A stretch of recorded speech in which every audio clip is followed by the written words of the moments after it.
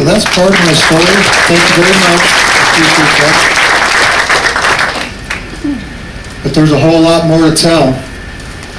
When Princess called me and asked if I'd be a guest lecturer, I was kind of going, ooh, Alaskans live for the summer in Alaska. And I was thinking, man, I'm going to be riding ships a long time and not sure if I want to commit to that. I've always been kind of a hedonist and wanting to play. And they're like, well, we'll feed you 5 times a day. And I can eat your weight in ice cream every cruise. And I'm like, okay. But what about seeing whales? Oh, well, you'll see whales from your room. They failed to tell me that I'd be finding Nemo as well. But no, I'm glad to be aboard. Alaska's a state that's a fifth the size of the United States, with our iconic mountains and relics left over from a gold rush that brought many dreamers to this untamed land.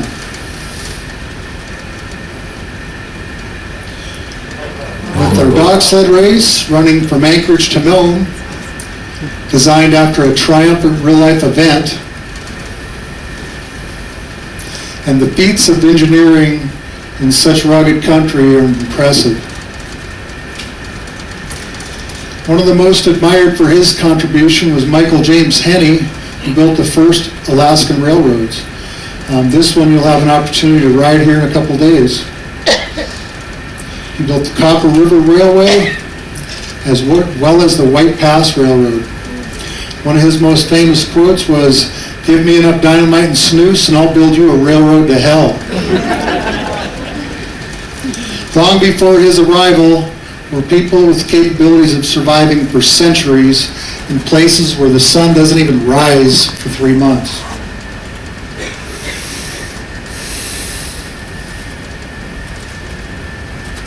Alaska is home to 34,000 miles of shoreline.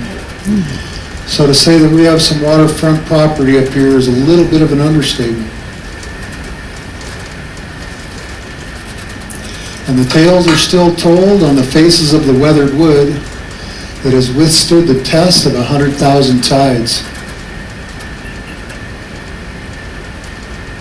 From our merciless campaigns to our deadliest catches, the lifeblood of Alaska has always flowed through the veins of hard-working people. Occasionally, our occupations up here can seem a little bit more like recreation, and oftentimes become just that.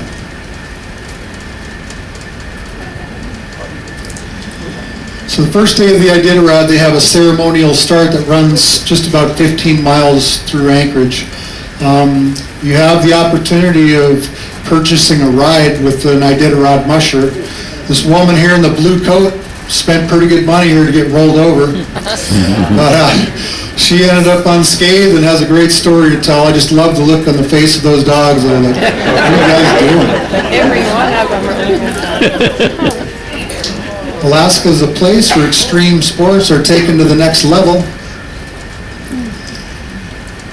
These guys are kite surfing aboard tide in the Turnagain Arm, which most of you drove by yesterday.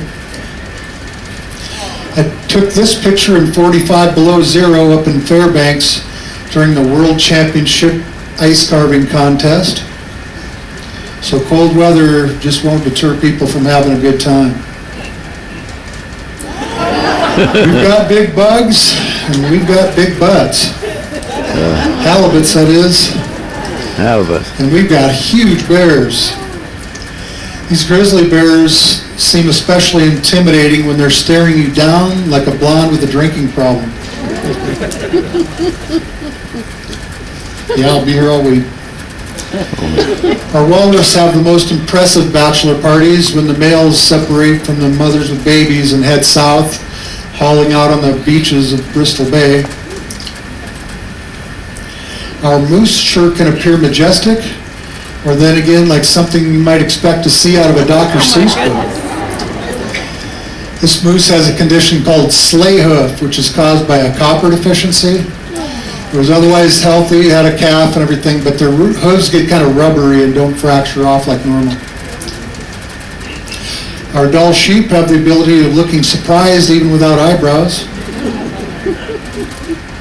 And our nomadic caribou migrate 2,000 miles a year to prevent overgrazing.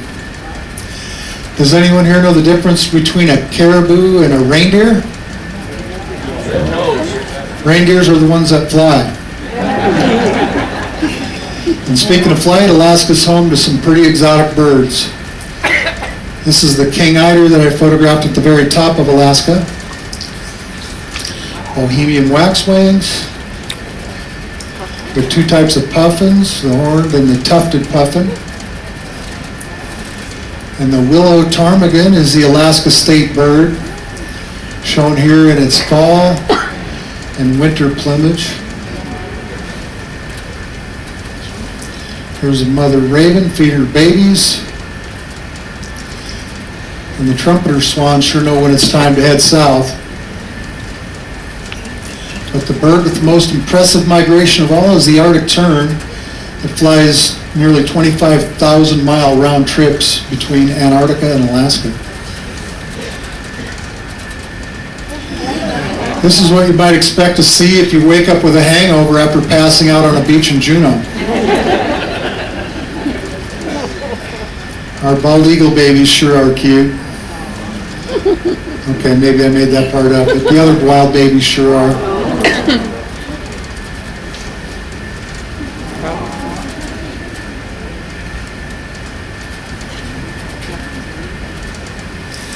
Everyone loves flowers, and Alaska is home to fields of dreams. These are the fireweed that we start to see in late July.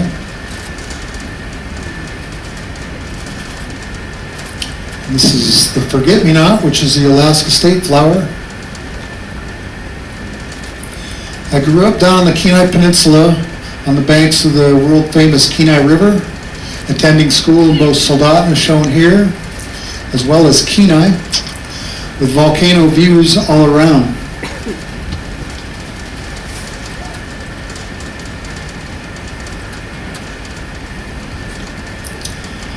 I lived most of my life in Girdwood, Alaska.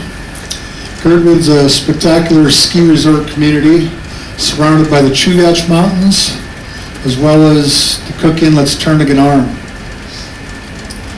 It's quite a scenic area, and it's also home to the northernmost rainforest in the world.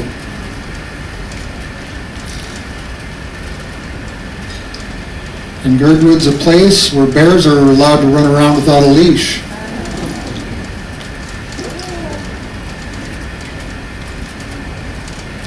The winter time here is just as beautiful as the summer. This is a picture that I had on a Hallmark card. There were 3 winters as I was living in Girdwood that we had close to 1,000 inches of snow. So the snowplow guy is our version of the ice cream man. And winter recreation begins right outside your front door. This is my daughter on her trampoline, which I had the privilege of shoveling off every day.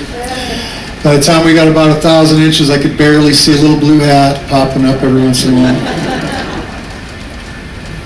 Girdwood's a great place to ski both day and night, and if you're really lucky, sometimes even under the northern lights. All right.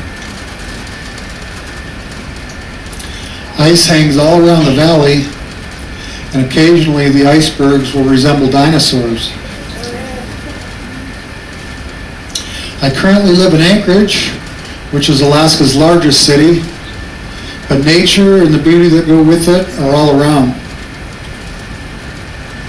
This is a picture of Denali and the Alaska Range from the Anchorage hillside.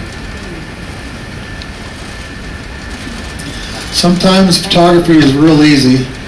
I shot this picture and this picture within about 15 minutes of each other.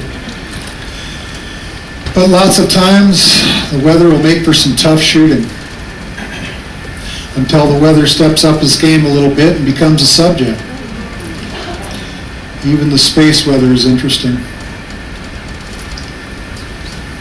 This is a light pillar photographed on the Turnagain Arm caused by ice fog. And quadruple rainbow from the sunlight reflecting off the marsh. Alaska is such an enormous and diverse place on Earth, and it was also the inspiration for a wonderful father-daughter book project that I did with my youngest daughter, titled A is for Alaska. Our next subject is my most favorite place on Earth, Alaska's Prince William Sound. That's where we left from yesterday.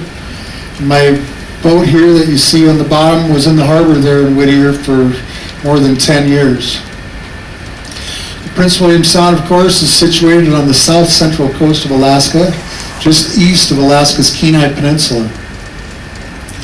It's a spectacular coastal waterway surrounded by the 7 million acre Chugach National Forest. With water comes life, and the Prince William Sound is alive. With more than 200 species of birds, 30 land mammals, and a dozen marine mammals that thrive in its environment. People are here too, as they have been for untold numbers of years. The early inhabitants were drawn to its abundant food and fur sources in their struggle to exist. People who came later came for a variety of reasons. Some of the first history was when Captain Cook wrote in his journals when he anchored here in May of 1778. Since then, plenty of people came for a variety of other reasons. And now places around the Sound are named after the indigenous people, as well as explorers and dignitaries from Russia, Spain, England, America, and Alaska. Prince William Sound has 3,800 miles of shoreline, surrounded mostly by the Chugach Mountains, with some of the peaks rising up more than 13,000 feet. Mountains of the Kenai Peninsula shore up the southwestern quadrant. There are two tiny Chugach Alutiiq villages in the Prince William Sound. One is Chiniga, shown here, and the other is Tutitlik. There are also 3 cities. This is Valdez, which is the largest city, with about 4,000 people. Cordova, which is a landlocked community, has about 2,000 folks. It's only accessible by boat or airplane. And the tiny city of Whittier, which we left yesterday, has just a little over 200 full-time residents. Any dramatic growth in population has been curbed mostly because of the weather. Whittier, for example, gets 200 inches of rain and snow a year, making it one of the wettest cities in the United States. At its entrance, way in the background, with a little snow on top of the mountain, is Montague Island, which is the largest uninhabited island in the U.S., as are most of the islands throughout the Prince William Sound. Much of the wildlife and many of the people that make a living here are seasonal. Occupations include aviation, oil, commercial fishing, aqua farming, tourism, and shipping. Some of the recreational activities include sea kayaking, flight seeing. This is the Columbia Glacier, which is the largest of all the glaciers in the Prince William Sound. For scale, at the bottom center, there's a boat that's 130 foot long. Boating, hiking, berry picking, and of course, sport fishing. There truly is something for everyone. Alaska is home to some pretty intense weather systems, and I've been in a number of situations where the wind is blowing harder than hurricane force. And I've seen waterfalls thrown back up and over mountains. Ooh. And watched from my tent for days as mountains became white with falling water. It's truly heaven or hell, depending on the day. But today, with updated weather information accessible by the internet or cell phones, people should be a little bit more aware when setting out on a course for adventure.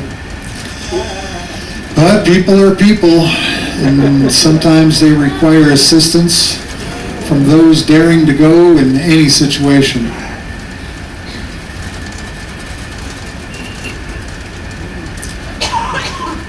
Midsummer mornings begin early in the Prince William Sound, and if you're not up by 4 a.m., you don't get to see the sunrise.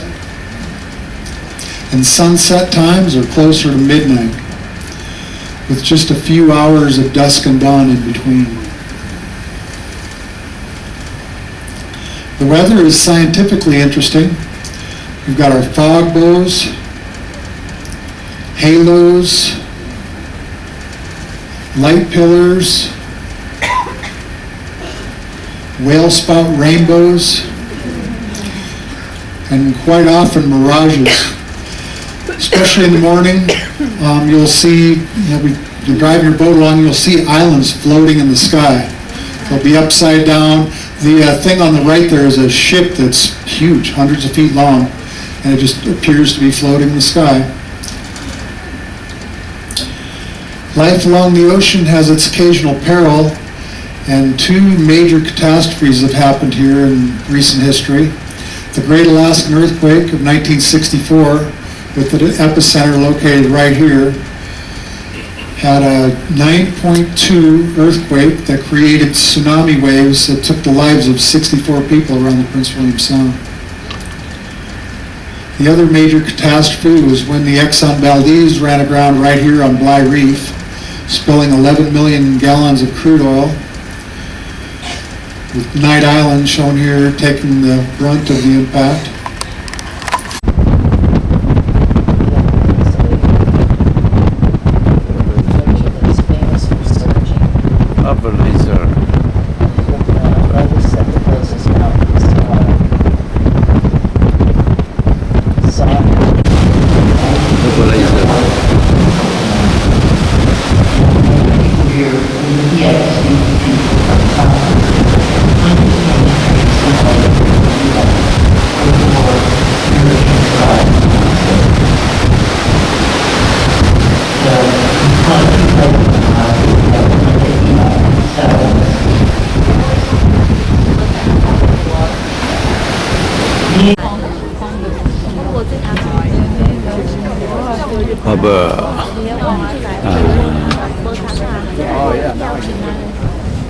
Pleasure, have a pleasure.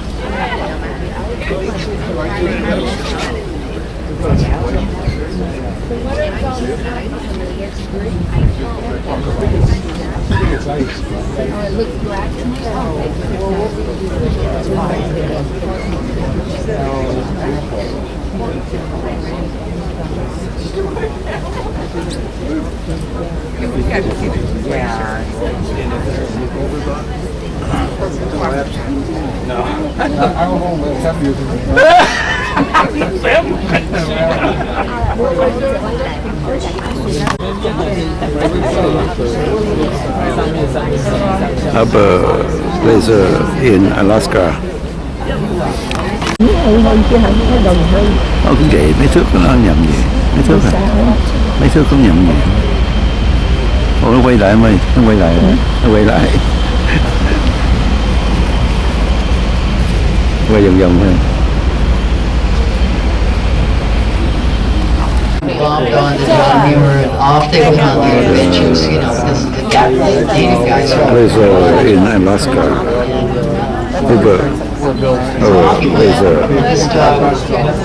They had some hair-raising adventures. And Muir eventually wrote one of them. It's a book you can buy in any store in Alaska. It's called Stikine. That was what he named the dog. About them getting crosswise on relations and Stikine having a failure. Sit down, sit down, sit down, sit down. And Jack having to Okay. Thank you. coax this little dog across a very perilous ice bridge. It's a great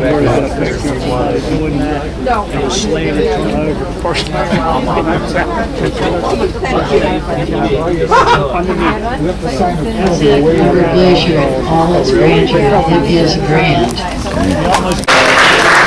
Sticking with the food theme, of course, now we have our executive chef coming to you from Italy, Saverio Bramboli. And now we can introduce you to the next gentleman as he poured the first bottle of champagne for us tonight. But please give another warm welcome to our maitre d' from Italy, Jean-Paul Bouziou.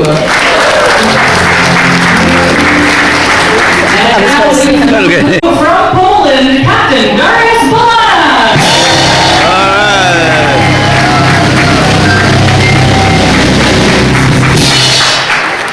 Ladies and gentlemen, the one and only Chris Director from Canada.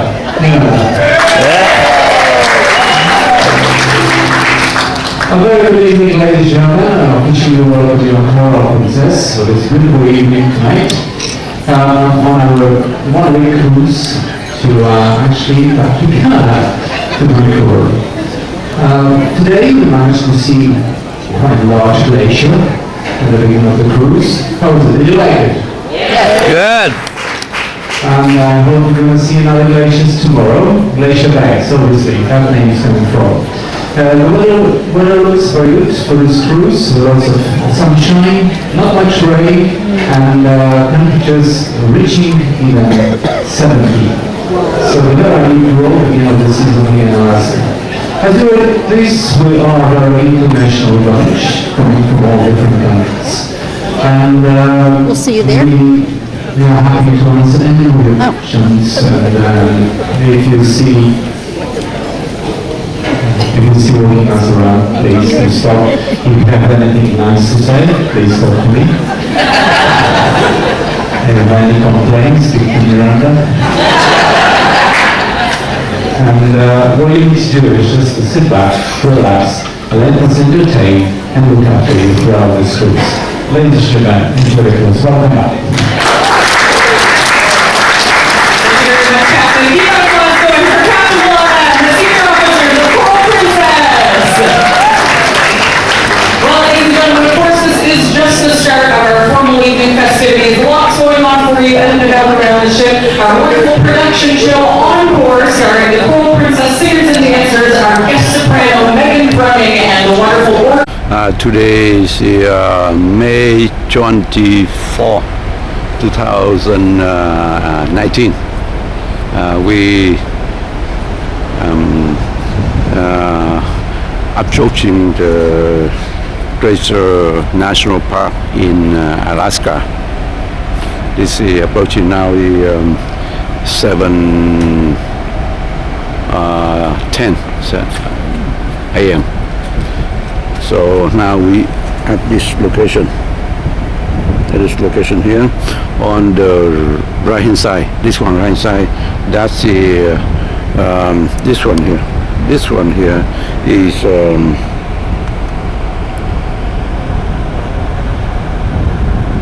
Elsin Cave Seaplane Base. Seaplane Base. Far away there, the Shaw Island. The Shaw Island there, Shaw Island is indicated in the map. The Shaw Island. The Shaw Island there. Tree Hill Island. This is Tree Hill Island. Tree Hill Island here. Tree Hill Island.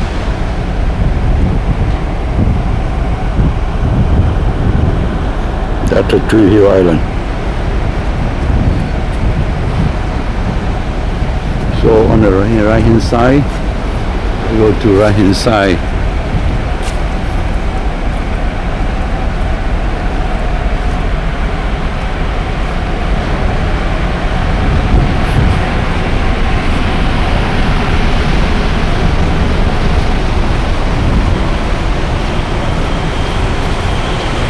Right inside here, this one, the Taylor Island. It's a Taylor Island. It's a Taylor Island.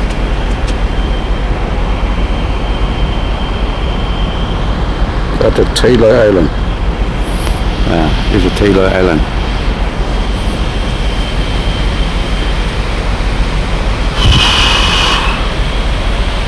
So the ship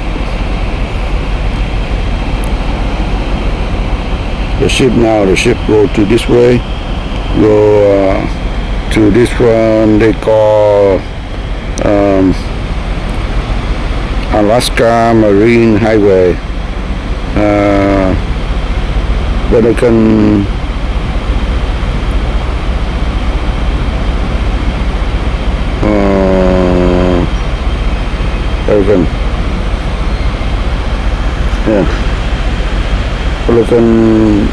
Hunap, that the Alaskan Marine Highway, Pelican Hunap way.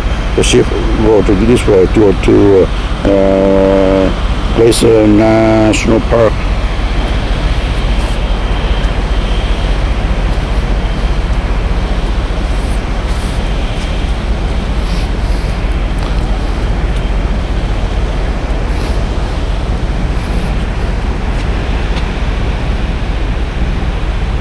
So the Glacier National Park here. See now the ship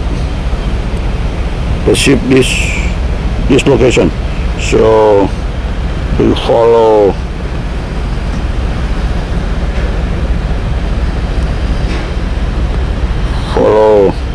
the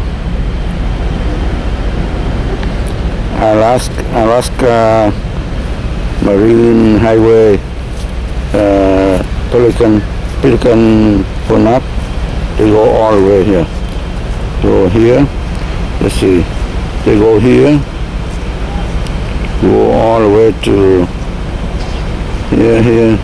here, to approach the Basin Island. We go going to reach Basin Island. And excursion inlet, ship and base. Also here, West Airport here. So we approach Hunach Island. Go to Halibut Island, and Hunach Island, Skarit Island.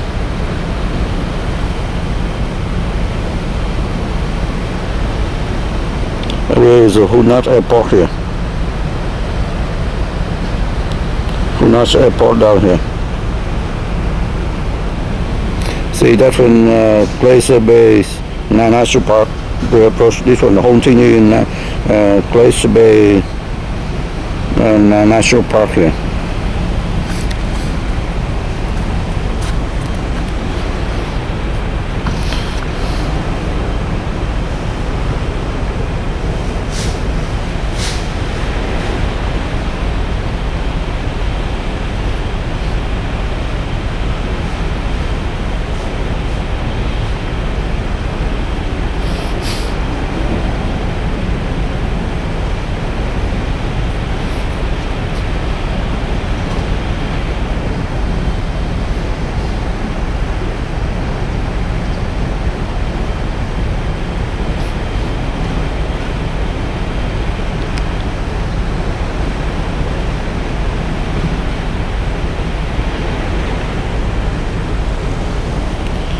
So,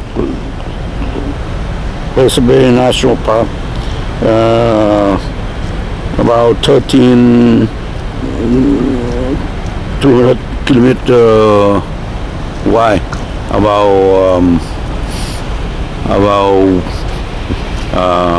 let's see, about 1/25,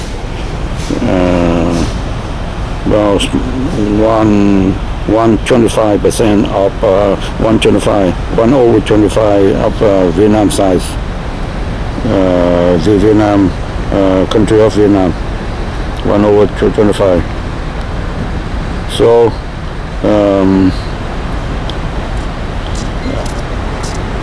this base established in 1980. Established in 1980. They have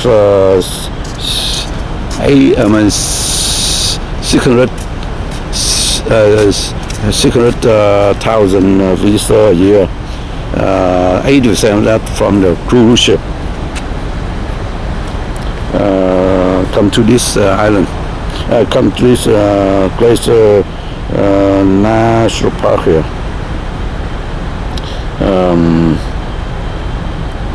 Because this one accepted by UNESCO in 1979 because it has 7 glacier park in here. It consists of Maggie Glacier, Grand Pacific Glacier, McRae Glacier, Plumback Middle Glacier, John Hopkins Glacier, Human Glacier, and Laburas Glacier.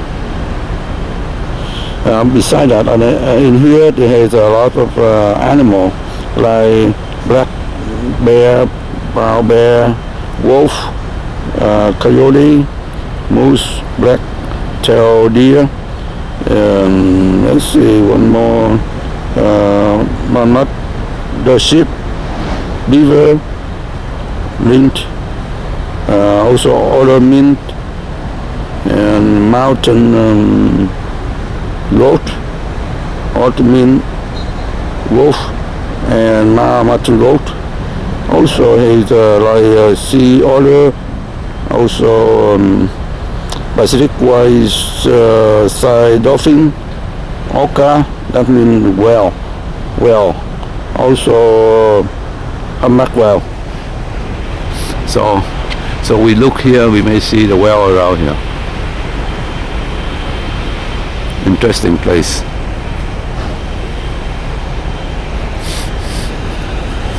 We may see the whale.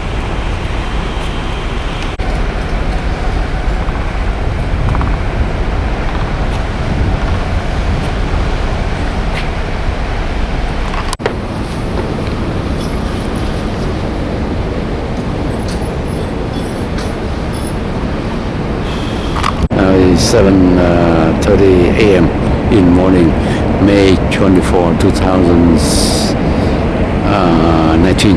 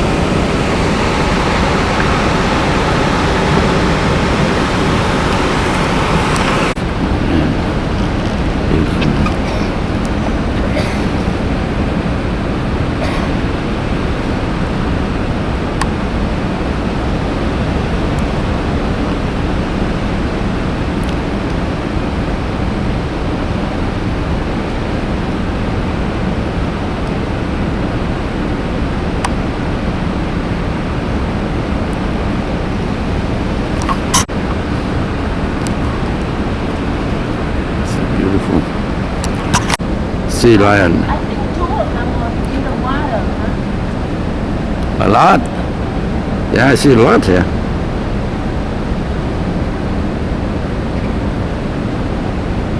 There's sea lion.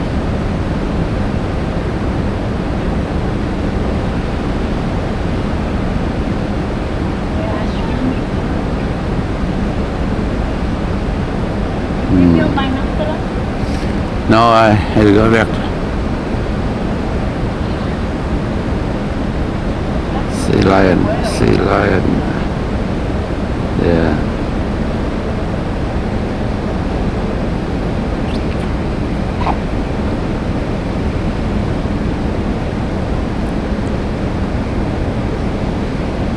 You see the bear? Yesterday they said the bear, but you see? You saw it? I did. Oh, I used my binocular, but I couldn't see it. Yeah, it was walking up the coast. I Oh. first spotted him, and he came clear up kind of into those trees. Oh yeah, run fast, huh? Yeah. We also saw some killer whales yesterday. Oh really? Oh, where? It was before we got there, Oh, alongside okay. the boat. We were Yeah. actually, we weren't looking for them. We were playing cards in the card room, and I will see it. yeah, and all of a sudden, a pod of killer whales swam by. Oh, I hope we will see some today. Yeah, it was just being at the right place at the right time. Yeah, yeah. Maybe that's the reason why he goes slow, so we can hopefully spot him.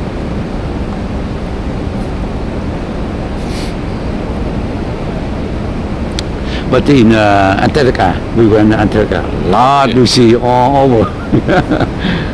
more here. And all the penguins, and Yeah, the penguin too. was that a But, pretty fun trip? yeah, huh? Did you like Antarctica? Yeah, I love pretty it. awesome. The best. Was yeah. it cold? Yeah, cold. Because you know, I work big ren giant iceberg and the penguin on top and also the seal on top too. Wow. Yeah. Yeah, you see Floating. a lot more animals. Yeah. Okay, sea lion, penguin, they even have. This their one own remind me territory. Antarctica, but Antarctica more excited because you know the captain announced and we run up and forth, back and forth to see On the on a ship like this. Yeah. Oh, yeah, yeah. Yeah. The captain announced it, and oh here something like we run. Oh, you see well all over. All over.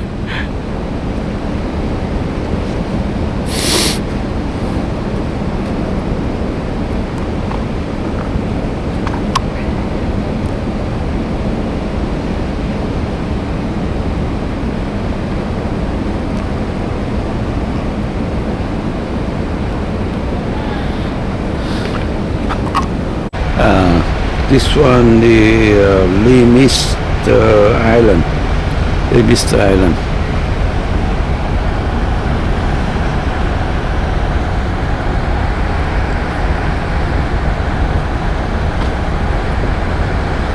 That's Limester Island here.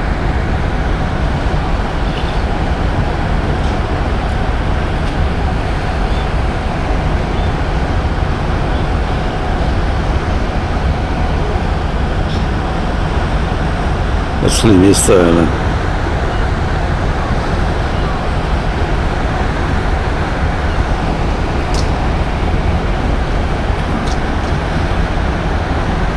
That's Limester Island. The Goose Island behind that.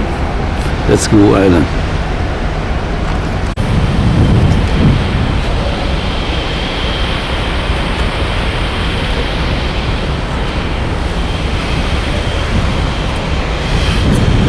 Oh, 2 and 3 So I'm million. going to give you a point of reference from where you traveled yesterday, where you are today, and I'll give you an overview of what to expect, how to make the most out of the day, and then a little bit of the Glacier Bay story, my personal story here, and why this place is particularly special. So here we are up in the northwestern corner of North America, Alaska, giant state. If you overlaid Alaska on the lower 48, it would cover pretty much everything from Pennsylvania down to Georgia, west to Louisiana, up to Illinois, and then if you tack in the Aleutian Islands, it's going to go clear out to California. Wow. A big, big place. You all journeyed about 800 miles from where you were yesterday, and you've come inside. Inside is the word we use for the channels and islands of Southeast Alaska, protected waters. So you've entered in from the outside to the inside and into Glacier Bay National Park. Now, I said it's 3.3 million acres. Just give you a sense of scale, that's about the size of the state of Connecticut. A national park the size of the state of Connecticut. Oh, It's impressive. But if you tack in our sister parks to the north in Canada and the adjacent Wrangell St. Elias National Park, we are in a 24 million acre World Heritage Site. A wilderness that's 24 million acres. It's about the size of the state of Indiana. An area with almost no roads, no towns, a place that you're welcome to explore, a place with wildlife, a place with scenery, a place with glaciers, and we're going to be cruising up into the southern end of that via Glacier Bay and via this ship throughout the day. So, some folks wonder how we got on board. We have one of the more interesting commutes in the National Park Service. We did not join you all yesterday. We didn't get on in Seward or any of those places. We come out to meet you in a small boat. So, our small boat, which is about the length of this stage here, comes out to meet your big cruise ship. And our boat captain executes what he calls a controlled collision. Pushes into the side of your big cruise ship. They're kind enough to lower down a rope ladder. It's only a couple rungs. It's not as crazy as it sounds. But sometimes, so what that means is over 90% of the people who come to this park do so just like you are. You come to the park on a ship like this. So it's incumbent upon us to come to you to share the stories. We're not going to sit at our visitor center at our one little developed area at the bottom of the bay down there and wait for you. We'll come to you. We bring some of the things you would normally encounter at a park visitor center to you, including some exhibits, some items that you can purchase, books about the park and things like that. We also bring the National Park Service stamp. And I've heard a few folks are interested in the stamp for the National Park Passport Book Program, our collectors of those sort of things. So, our information desk is going to be set up right after this program, deck 15 midship up above the Lotus Pool. It's actually listed in your Princess pattern, this one right here. So, that's one option for you guys. And when we board, it isn't just myself and the other park rangers. There's Matt, who's a park ranger, who's doing a junior ranger program right now. There is Ranger Becca, and she's going to be doing a commentary over the public address system from the bridge of the ship. Matt and I will staff that information desk there and answer your questions. Becca's commentary will begin roughly around 11:15, 1:60. You cut your chance of witnessing the calving event in half.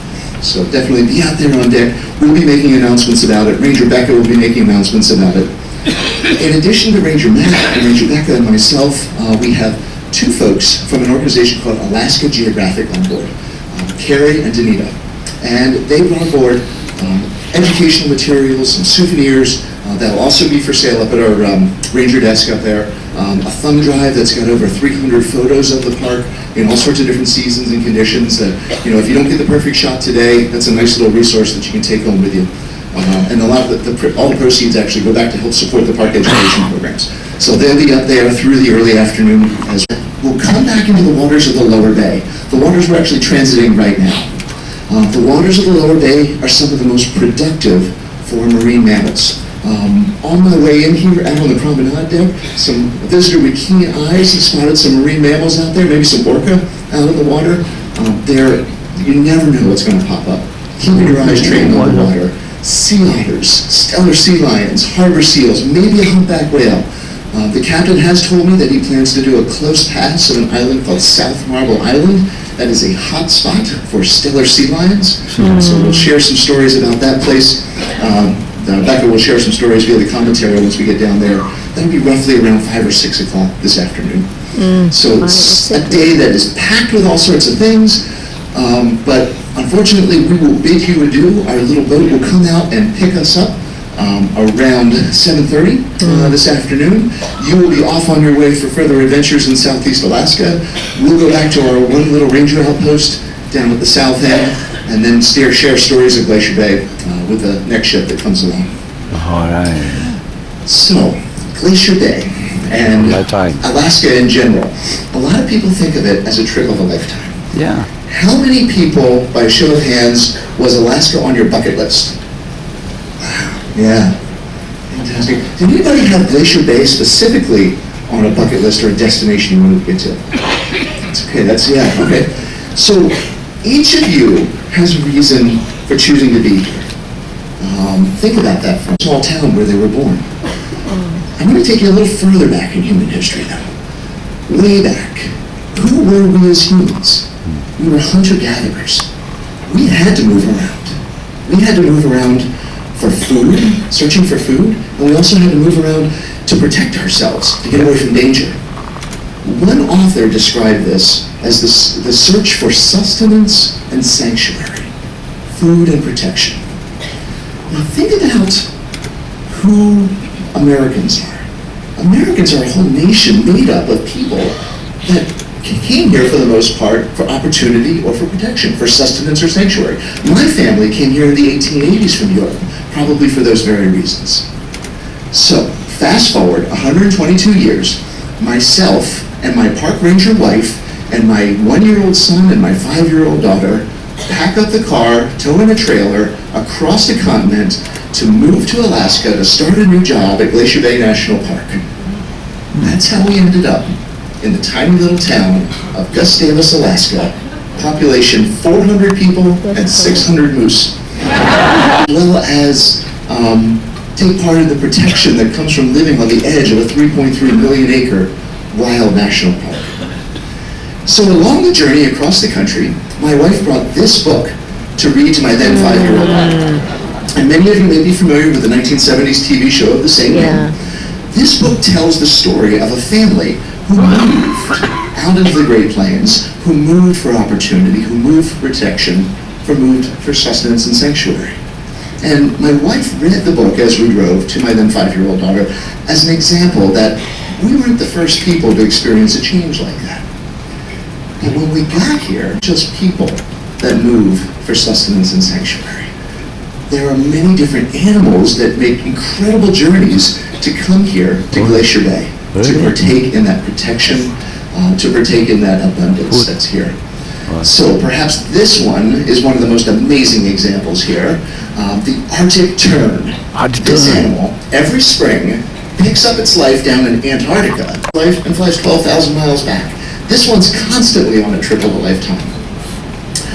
Another great example, this one.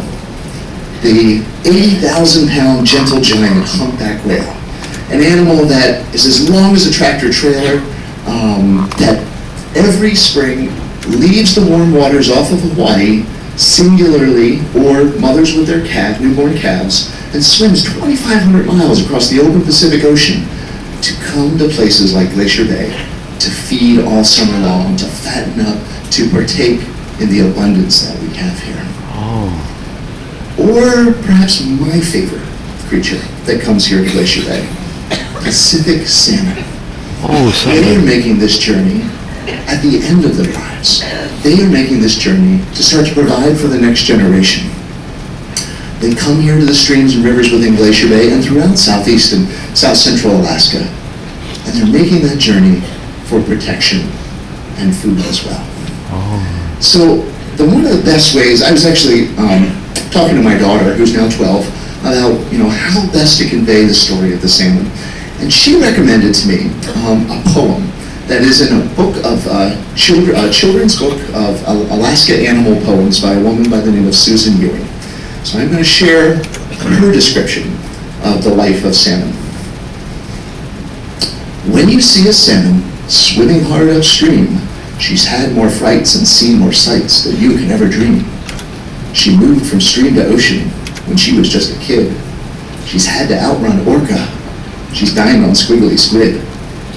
Now with a school of siblings, all fighting to get home, she shimmies past a fishing bear and leaps through falls of foam. Nose straight into the current, she finds the place she knows, and where she was born, she lays her eggs, and on the story goes. The story of salmon and why they come to Glacier Bay. Why do they come to wild places in Alaska in general? I'm here to tell you that you might actually have something in common with the salmon. One of the reasons why salmon come to Glacier Bay is glaciers. Now, you're looking at me and you're saying, "Here, John, there's no way that you're telling me that salmon come here to look at glaciers."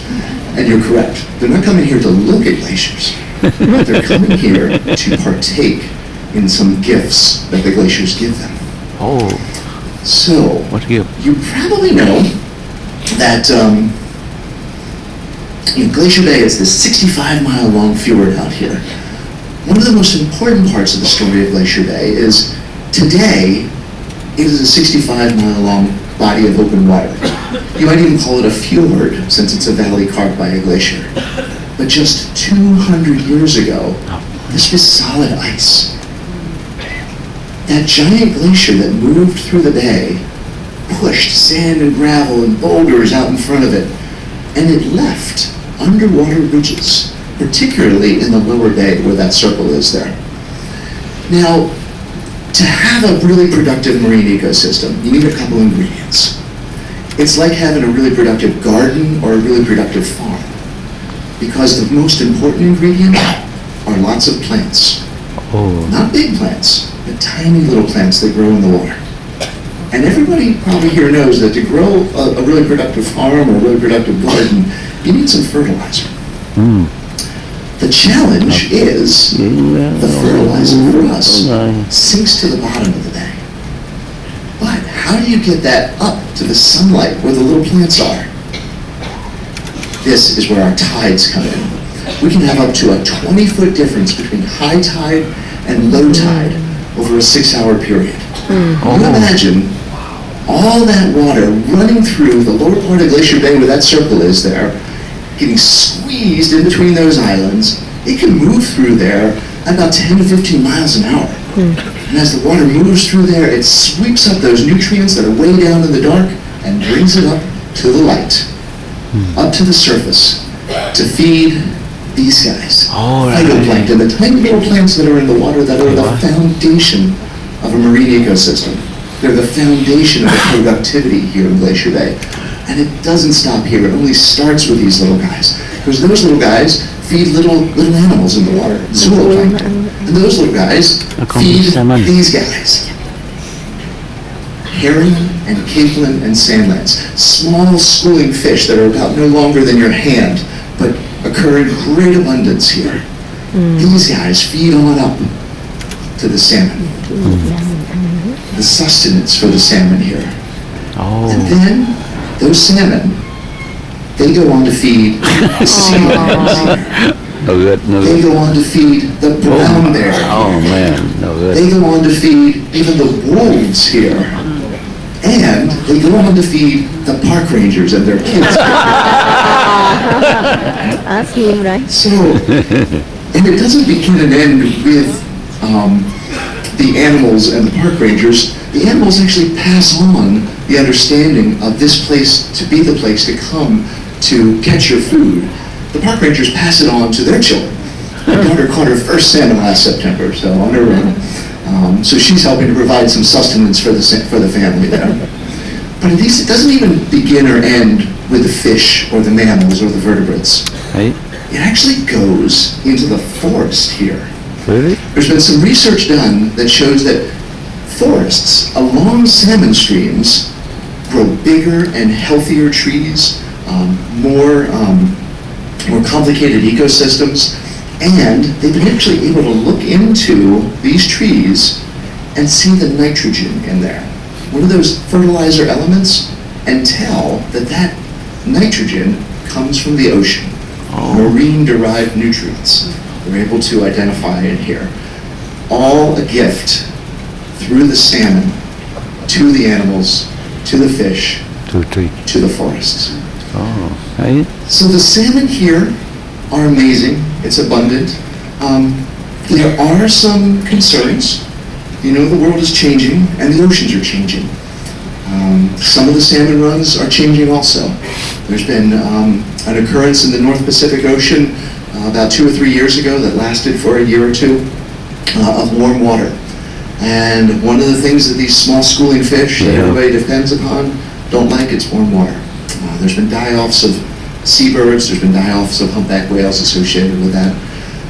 The great thing though is, at least in this spot, in Glacier Bay, they have a protected home to come to. They have a protected place to come to provide for the next generation.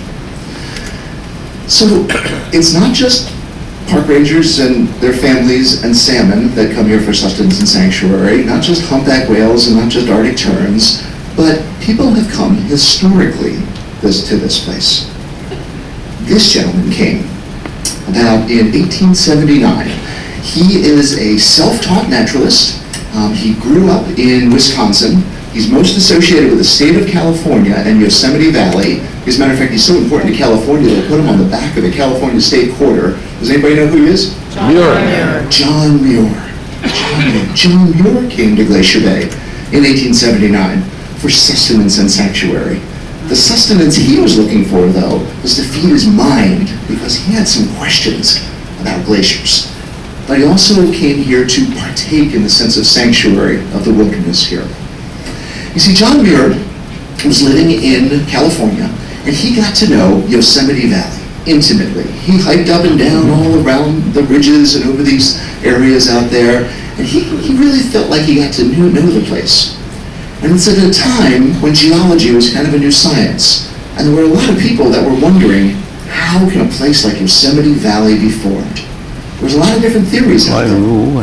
One of the most prominent one, held by a man by the name of Josiah Whitney, the California state geologist, for whom Mount Whitney, the highest point in California, is named. He believed it was something called catastrophic downfaulting, where big chunks of the earth suddenly drop down and other blocks get thrust up.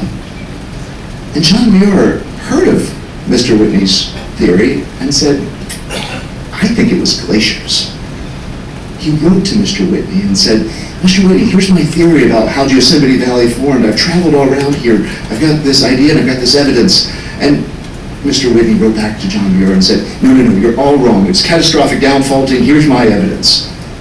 And John Muir wrote back to Mr. Whitney again and said, but if you look and see, there's these grooves that are cut along a rock, and there's this giant U-shaped valley that's typical of glaciers. And Mr. Whitney wrote back to John Muir and referred to him as an ignorant sheep herder.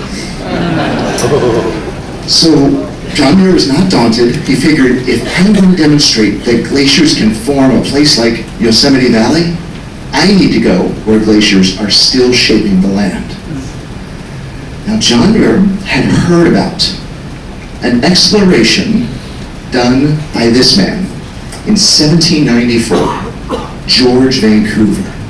George Vancouver is sent out in the 1790s by British King George III, and he is tasked with finding probably one of the most important discoveries possible for any European power, a Northwest Passage, a way to sail from the Atlantic Ocean to the Pacific Ocean over the northern part of North America. So he's tasked with that job. He sends out, he's an excellent map maker. He's sailing through all the little nooks and crannies of Southeast Alaska, making maps. So, summer of 1894, he sails in Icy Strait, where you guys were just about 2 hours ago, and he makes a map. And he lowers down his longboat, sends out his surveyors, and they are confronted with, as they describe it, a wall of ice as far as the eye could discern. So, he makes the map, says, no, this isn't the Northwest Passage, and he sails on. That map gets in the hands of John Muir nearly 100 years later. And John Muir sees that and says, that's the place I need to go. What George Vancouver didn't know is that that wall of ice was beginning what would become the most rapid glacial retreat in recorded history. What George Vancouver found was a glacier bay that was about 5 miles of bay and about 60 miles of glacier. That's what it looked like in 1794. So John Muir sets off, this map in his back pocket, goes on a steamship to what is then Fort Wrangell in the Federal District of Alaska. It wasn't even a territory yet. We had purchased Alaska from Russia just about 12 years earlier. And he gets to Fort Wrangell, and there he teams up. He says, I need to get some experts in this area. And who better to get for experts than native Tlingit guides in a 35-foot canoe? There's another guy that tags along, a Presbyterian missionary minister, and the 6 of them paddle over 100 miles over many of the waters that your ship is going to travel in the next couple days to find the place that George Vancouver had identified on his map as Glacier Bay. So you can imagine John Muir paddling with his Tlingit guides and his missionary minister, and they make that turn expecting to see this, expecting to see what George Vancouver had described as a wall of ice as far as the eye could discern, and they actually have to end up going another 50 miles to get to that wall of ice. There had been that much change between the time that George Vancouver visited and the time that John Muir visited. Eventually he does get to that wall of ice, and he sees it there. He's so excited to see it, and he writes in his journal and he describes it this way. He says, it was a solitude of ice, snow, and newborn rock, dim, dreary, and mysterious. dim, dreary, and mysterious. There's something I didn't tell you about John Muir's visit here. He came in October.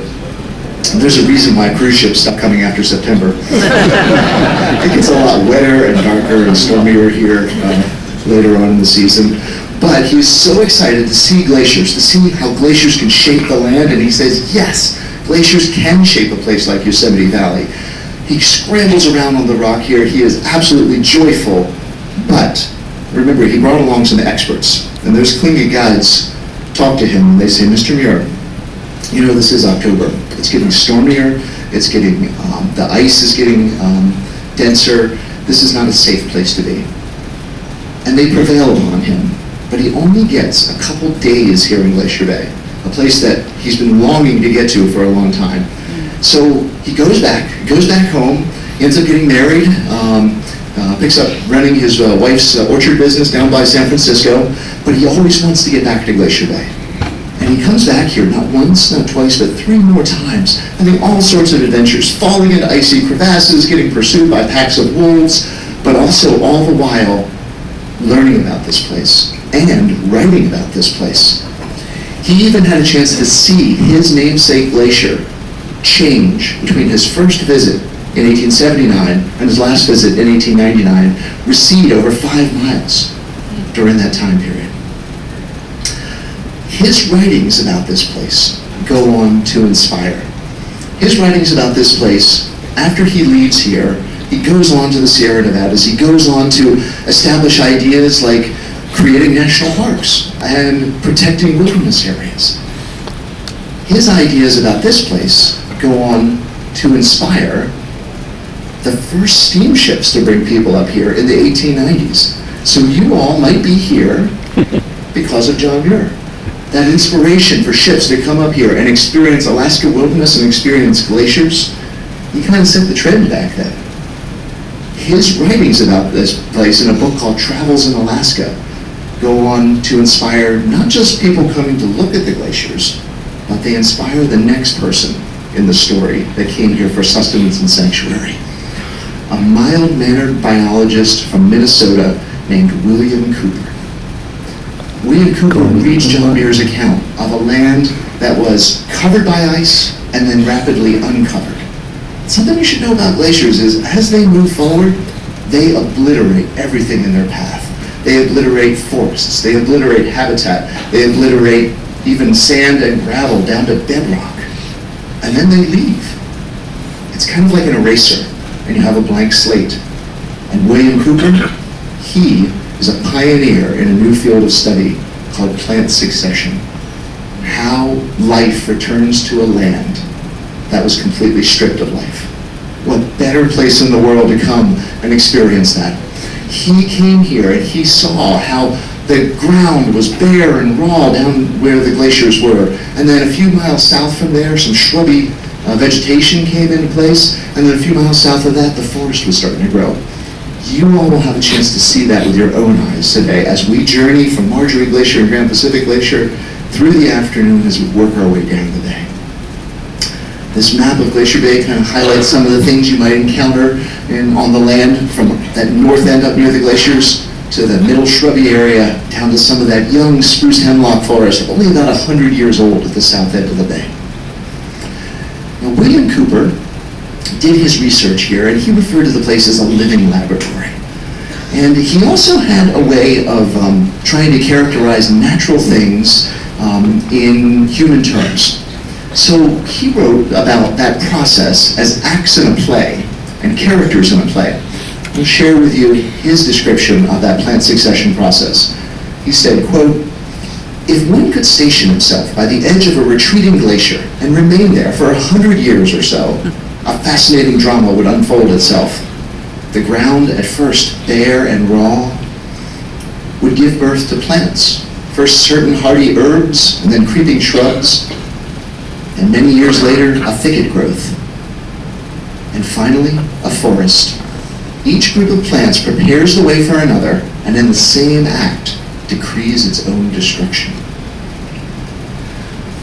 William Cooper, after he had spent a few field seasons here, began to realize that there's not only no place in the United States like this, there's no place in the world like this. And he began to think, boy, we should do something to protect it in some way. Now, he first came here in 1916, and he continued to come here through the early 1920s. There's another event that happened in 1916, the creation of the United States National Park Service, a whole part of the United States government that was designed to protect special and unique places. So William Cooper gets together with a group called the Ecological Society of America, and they have to make a decision. They say, we need to protect this place. Let's make it a national park. And they started looking at the laws and looked into what it takes to create a national park. And some of you may know it actually takes an act of Congress. So you need to get over 400 people to agree on an idea. But they looked over the laws a little bit more and they said, oh, wait a minute, but there's this other designation, a national monument. And some of you may know it only takes one person's action to create a national monument, and that's the president. So they went back and forth and they said, let's see, national monument, one person, national park, 400 people, let's go with the national monument. So they petitioned President Calvin Coolidge in 1925. This place was designated Glacier Bay National Monument. It would be left to a later generation of people to petition to have this redesignated as Glacier Bay National Park in 1980. You all are traveling here. You all are traveling here and experiencing this place for lots of different reasons, and you're coming from lots of different places. And I hope in sharing some of these stories, you might connect with a little bit of that. Maybe the story of a park ranger and his family, or the story of salmon, or the story of John Muir, or the story of William Cooper. They all came here for some reason. They all came here possibly for glaciers, possibly for wildlife, possibly for sustenance and sanctuary. Something drew you to the waters here. And now that you're coming to this place, you're becoming part of the story. So whether you came here for adventure, whether you came here for glaciers, whether you came here for wilderness, or whether you came here for family, I would like you all to take solace in the idea that this place is protected as a national park. It's a place that you can come back to, your children can come back to, and your grandchildren can come back to, and find some sustenance and sanctuary for them into the future. Thank you. Thank you.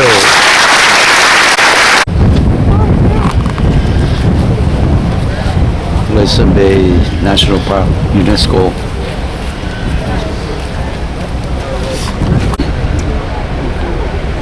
This composite island here.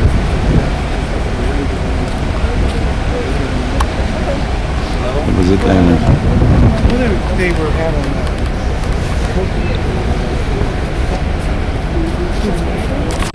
so, even though we heard This is a composite island.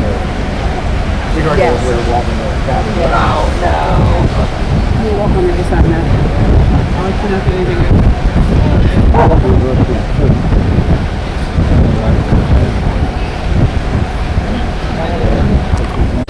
This one perfect for the well.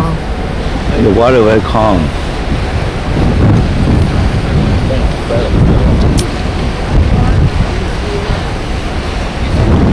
Nếu có cái phòng ngủ balcony ông thấy Oh, okay.